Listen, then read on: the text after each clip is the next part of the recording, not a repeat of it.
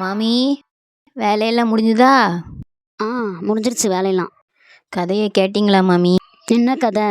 என் மருமக இருக்காளே, ஒரு வேலையும் உருப்படியாக செய்ய மாட்டிக்கா. சமையல் சுத்தம். ஏன் என்ன ஆச்சு? என்ன பண்ணுறாவ?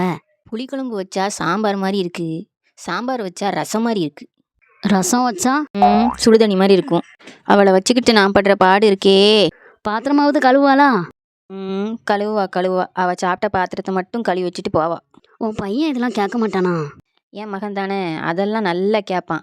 அவள் பொண்டாட்டி பேச்சை நல்லா தட்டாமல் கேட்பான். அதுவும் அந்த பாடா போன செல்லை கையில் எடுத்தான்னு வச்சுக்கோங்களேன், பாப்பா பாப்பா பார்த்துக்கிட்டே தான் இருப்பாள். அப்படி என்னத்தை தான் பார்க்காளோ. இப்பவும் அதைத்தான் பண்ணிகிட்டு இருப்பா. சரி மாமி, வீட்டில் நிறைய வேலை கிடக்கு, நான் போயிட்டு வரேன். அம்மா, நீங்கள் பண்ணுறது சரியில்லைம்மா. என்னது சரியில்லை? சேர்க்க சரியில்லைம்மா. அந்த பக்கத்து வீட்டு ஆண்டி கூட அவ்வளோவா பேச்சு வச்சுக்கிடாதீங்க அப்படின்னு நான் உங்களுக்கு பல தடவை சொல்லிட்டேன். நீங்கள் கேட்க மாட்டேங்கிங்க. அவங்க மருமகளை பற்றி உங்கள்கிட்ட குறை சொல்லிட்டு இருக்காங்க, நீங்கள் அதை கேட்டுட்ருக்கீங்க. அவங்க இல்லாத சமயத்தில் அவங்கள பற்றி குறை சொல்லாத, அது தப்பு, நிறுத்துமா அப்படின்னு சொல்லியிருந்தா அவங்க கண்டினியூ பண்ணியிருப்பாங்களா? நான் என்னத்தை நிறுத்தணும்? அவள் உள்ளது தானே சொல்லிட்டு போகிறா.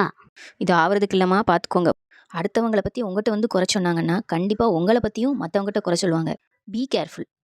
இவ வேற எதையாவது சொல்லிட்டு கிடப்பா. கரண்ட் இல்லையா? பக்கத்து வீட்டை போய் கரண்ட் இருக்கான்னு கேட்டுட்டு வருவோம். அக்கா, வீட்டில் மீன் குழம்பா? வாசனை தூக்குது.